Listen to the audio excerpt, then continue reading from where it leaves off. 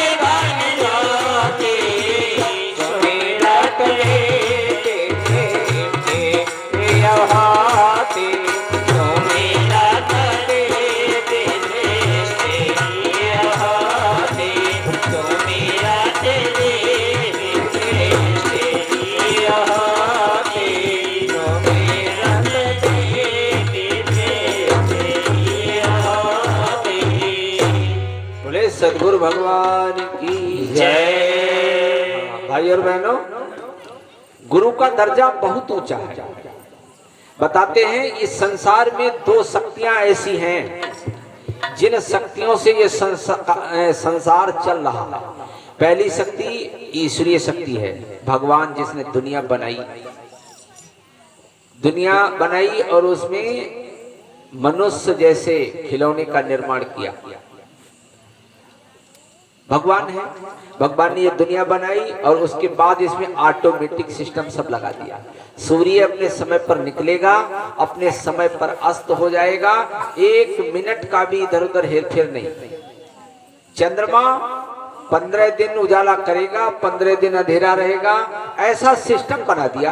ऋतुएं अपने समय पर आएंगी और अपनी समय पर चली जाएंगी। ऑटोमेटिक दुनिया भगवान ने बना दी, सिस्टम बना दिया और उसके बाद परमात्मा निश्चिंत हो गया। ग्रह नक्षत्र अपनी अपनी कक्षाओं में चक्र लगा रहे, 1 इंच भी इधर उधर हट नहीं सकते। अगर हटेंगे तो टकरा जाएंगे, विस्फोट हो जाएगा। भाई और बहनों, और गुरु कौन होता है? गुरु वो होता है जो मनुष्य को उंगली पकड़ करके और उस भगवान की दुनिया में अनुशासित होकर के चलना सिखाए, उंगली पकड़ करके। गुरु बड़ा क्यों है? भगवान ने दुनिया बनाई, दुनिया बनाने के बाद निश्चिंत हो गया, भगवान कहलाया।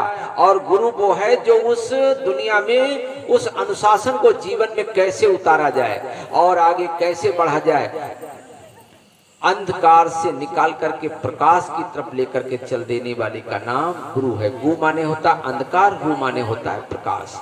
गुरु ब्रह्मा गुरु विष्णु महेशा, तमुना समेत गुरु तमुना समेत गुरु निनेका। गुरु ब्रह्मा गुरु विष्णु महेशा, गुरु ब्रह्मा गुरु विष्णु महेशा, तमुना समेत गुरु निनेका।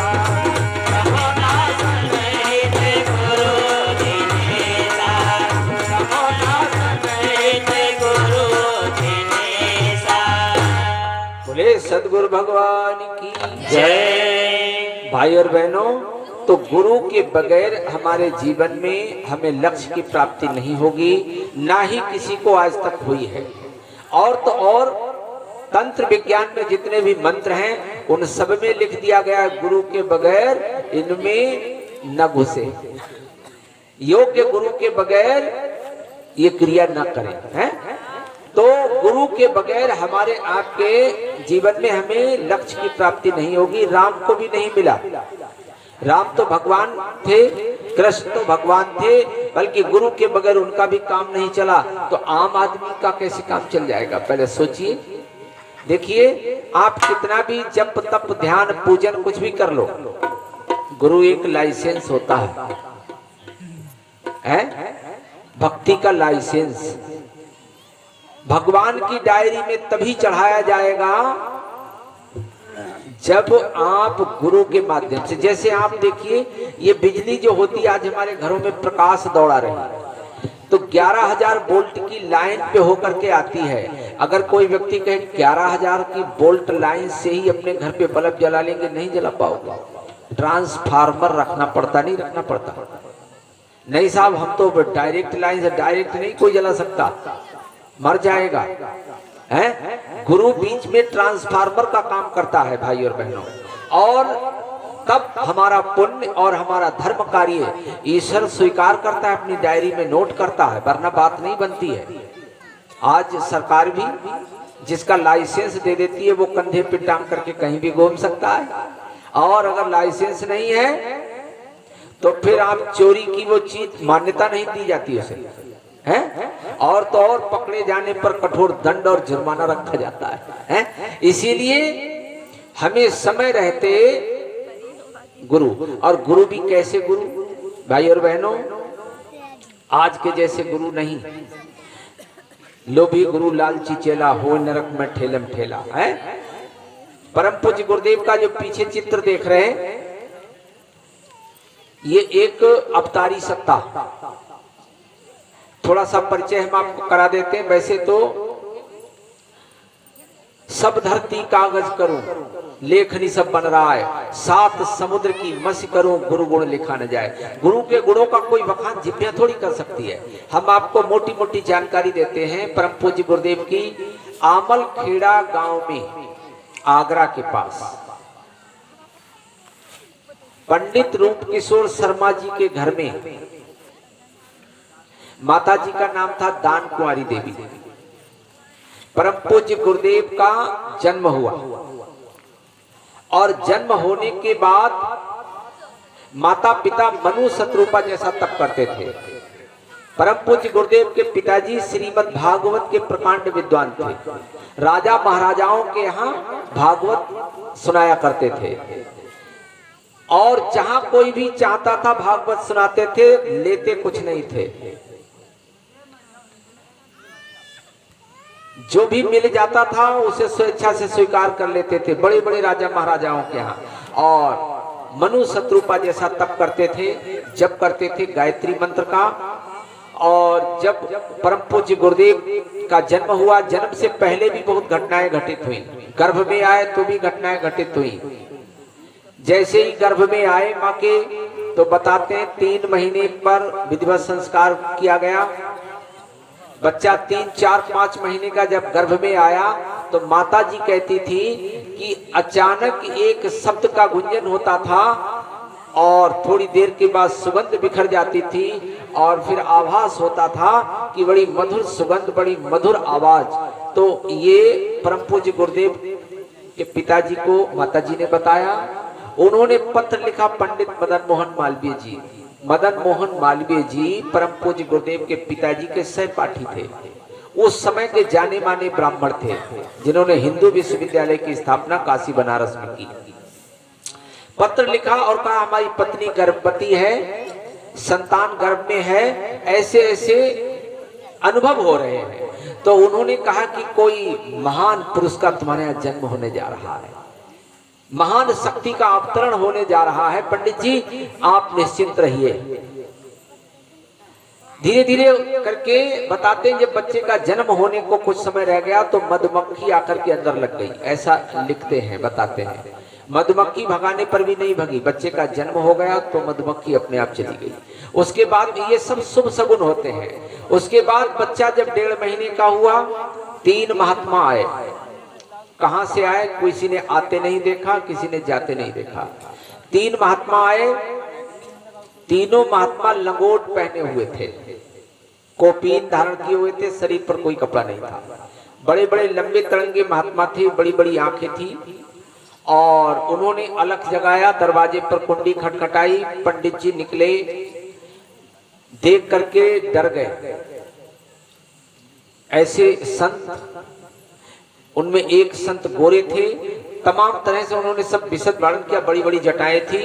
तो कहा कि कहिए महर्षि हम आपकी क्या सेवा कर सकते हैं? तो बोले हमने सुना है तुम्हारे घर में पुत्र का जन्म हुआ है, तो हम आपके पुत्र का दर्शन करने के लिए आए हैं, अपने पुत्र का दर्शन हमें करा दो। पंडित जी, पंडित रूप किशोर शर्मा परम पूज्य गुरुदेव के पिताजी आश्चर्यचकित हो गए। इतने महान ऋषि, अलौकिक दिव्य ऋषि हमारे पुत्र का दर्शन करना चाहते हैं। गए, माता जी से बताया, कहा कैसे हैं? तो कहा बड़ी बड़ी जटाएं हैं, बड़े बड़े लंबे तरंगे हैं। तो माँ ने कहा भगा दो भगा दो। देखो माँ को अपने पुत्र का बड़ा मोह होता है। कहा हम अपने बेटे को नहीं दिखाएंगे। अकेले गुरुजी थे, हम नहीं दिखाएंगे, भगा दो। तो गुरुजी के पिताजी धीरे धीरे चले कहने के लिए, तो बच्चा रोने लगा, गोद वाला खूब रोया, खूब रोया। गुरुजी के पिताजी लौट करके आए, दोनों लोग छुपाते रहे, छुपा नहीं। तो फिर कुछ समझ में आई, बोले कि क्या वजह है, उनको दर्शन जरूर करा दो, चलो हम गोद में ले लेते हैं। और जैसे ये बात कही बच्चा चुप गया। लेकर के पहुंचे तीनों ऋषियों ने बच्चे को गौर से देखा। आपस में बच्चे ने हाथ हिला हिला, 1.5 महीने का बच्चा, सोचिए पहले 45 दिनों का बच्चा, हाथ हिला हिला करके उन ऋषियों से कुछ संकेत की भाषा में बात की और उन ऋषियों ने संकेत की भाषा में बात की। बात करने के बाद में गुरुजी के पिताजी से कहा कि पंडित जी बस अब आप जाइए, ले जाओ। और उस बेटे को तीनों ऋषियों ने प्रणाम किया। प्रणाम करने के बाद में वो बच्चे को लेकर के मुड़े और ये तीनों महात्मा गायब हो गए। किसी ने आते देखा ना जाते देखा, बड़ा रहस्य बना रहा।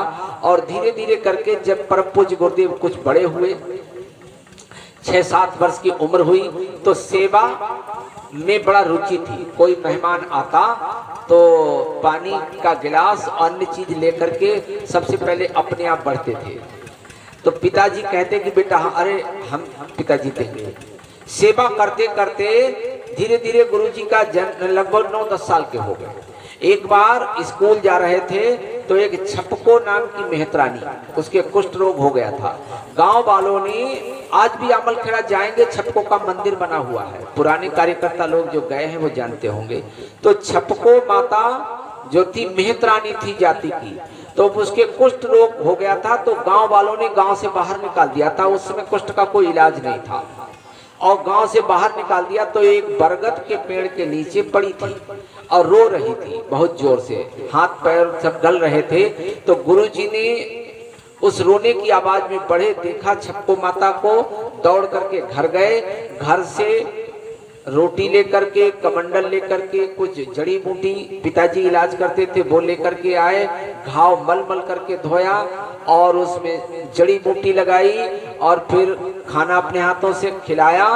वो छपको माँ सो गई। उसने मना तो बहुत किया।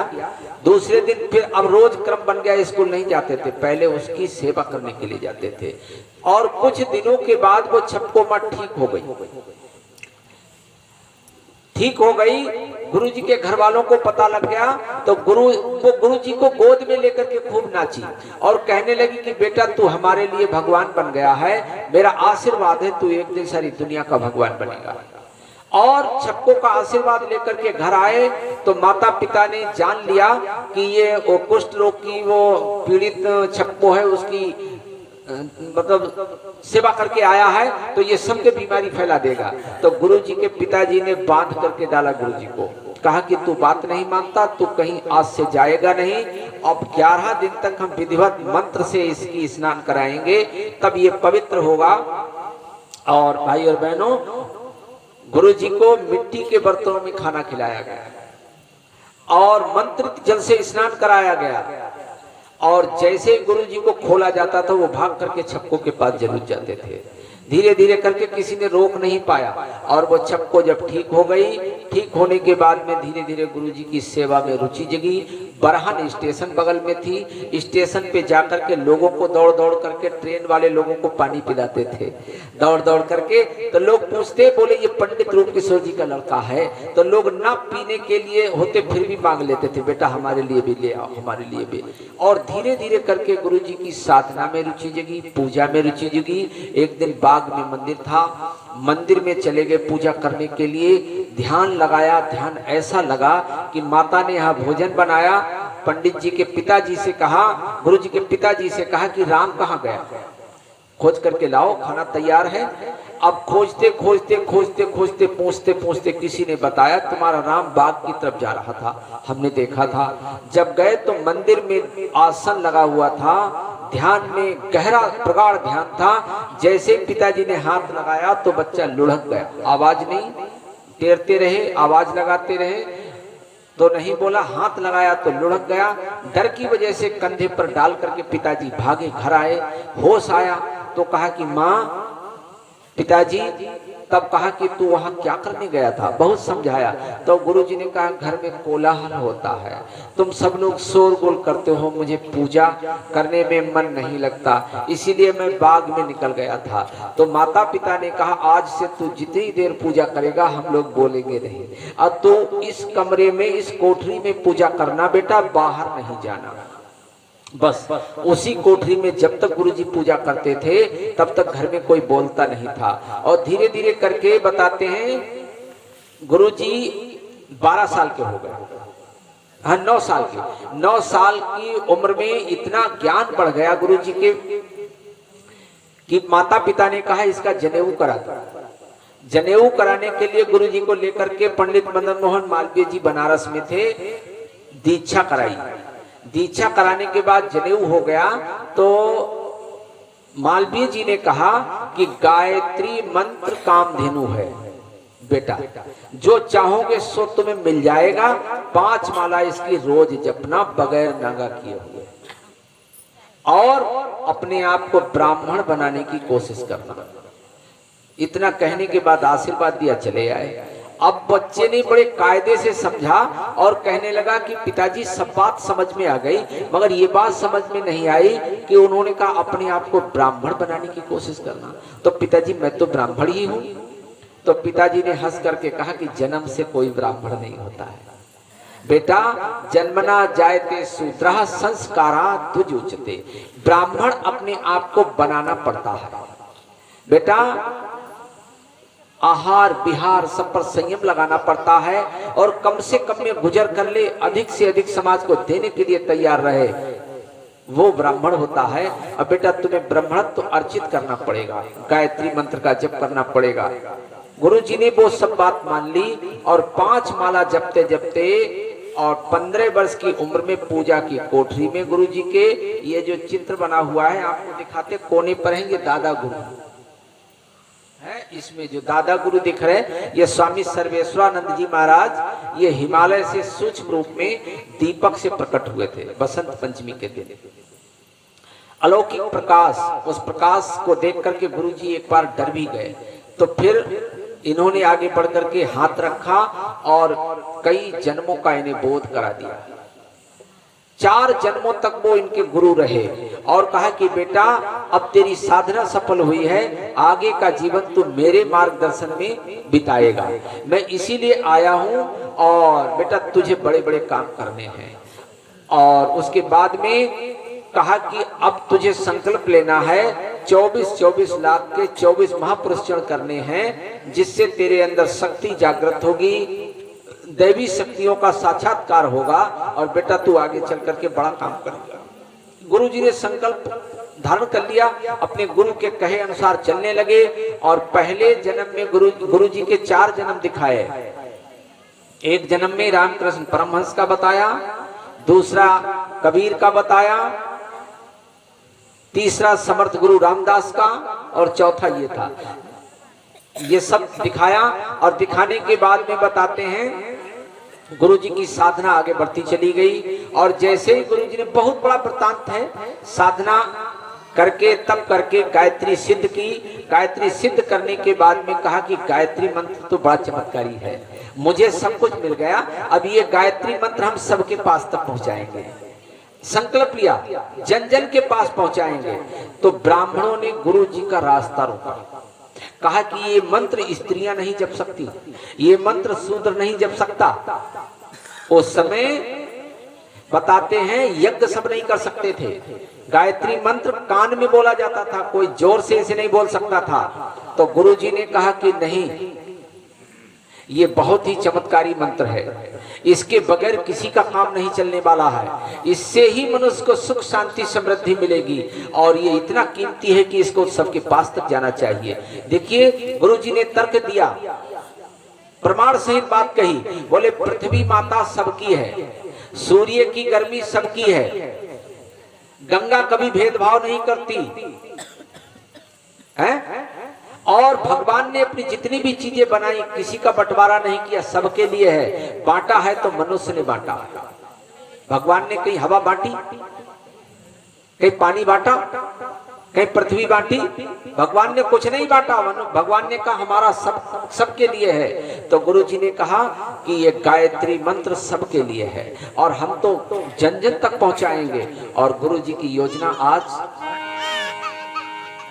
सफल हुई, सबके पास तक गायत्री मंत्र पहुंच गया। भाई और बहनों, गायत्री है मंत्र यह वेदों ने बतलाया है, गायत्री माँ की महिमा ऋषि मुनियों ने गाया है। गायत्री ही समाधान है आज भी इस समस्या का। युग श्रेष्ठा ने इसी मंत्र को सृजन हेतु अपनाया है। और सविता का ध्यान धरते धरते महामंत्र गाए थे। जब मिट जाए अज्ञान सबका हो जाए कल्याण। मिट जाए अज्ञान सबका हो जाए कल्याण। ओम भूर्भुवः स्वः तत्सवितुर्वरेण्यं भर्गो देवस्य धीमहि धियो यो न प्रचोदयात्। ओम भूर्भुवः स्वः तत्सवितुर्वरेण्यं भर्गो देवस्य धीमहि धियो यो न प्रचोदयात्। ओम भूर्भुवः स्वः तत्सवितुर्वरेण्यं भर्गो देवस्य धीमहि धियो यो न प्रचोदयात्। प्राणों को अद्भुत शक्ति मिले, ऊर्जा का अनुपम स्रोत खुले। ऊर्जा का अनुपम स्रोत खुले, ऊर्जा का अनुपम स्रोत खुले। हो जाए जीवन में प्रकाश, अंतर में ज्ञान प्रदीप जले। अंतर में ज्ञान प्रदीप जले, अंतर में ज्ञान प्रदीप जले। होकर नित्य जपते जपते महामंत्र गाए थे। जप लो मिट जाए अज्ञान सबका हो जाए कल्याण। मिट जाए अज्ञान सबका हो जाए कल्याण। ओम भूर्भुवः स्वः तत्सवितुर्वरेण्यं भर्गो देवस्य धीमहि धियो यो न प्रचोदयात्। ओम भूर्भुवः स्वः तत्सवितुर्वरेण्यं भर्गो देवस्य धीमहि धियो यो न प्रचोदयात्। जीवन का हो फिर परिष्कार, जिसका सिद्ध हो मन के विकार। जिसका सिद्ध हो मन के विकार, जिसका सिद्ध हो मन के विकार। सद्बुद्धि का हो वह विकास, सत्कर्मों का हो वह प्रसार। सत्कर्मों का हो वह प्रसार, सत्कर्मों का हो वह प्रसार। शुभ कर्मों को नित्य करते करते महामंत्र गाए थे। जप लो मिट जाए अज्ञान सबका हो जाए कल्याण। मिट जाए अज्ञान सबका हो जाए कल्याण। ओम भूर्भुवः स्वः तत्सवितुर्वरेण्यं भर्गो देवस्य धीमहि धियो यो न प्रचोदयात्। ओम भूर्भुवः स्वः तत्सवितुर्वरेण्यं भर्गो देवस्य धीमहि धियो यो न प्रचोदयात्। माता जप चिंतन प्रखर करे, देवत्व मनुज में निखर सके। देवत्व मनुज में निखर सके, देवत्व मनुज में निखर सके। भावों का होता विनाश, दुश्चिंतन से मन उबर सके। दुश्चिंतन से मन उबर सके, दुश्चिंतन से मन उबर सके। सद्भावों से मन भरते भरते महामंत्र गाए थे। जप लो मिट जाए अज्ञान सबका हो जाए कल्याण। मिट जाए अज्ञान सबका हो जाए कल्याण।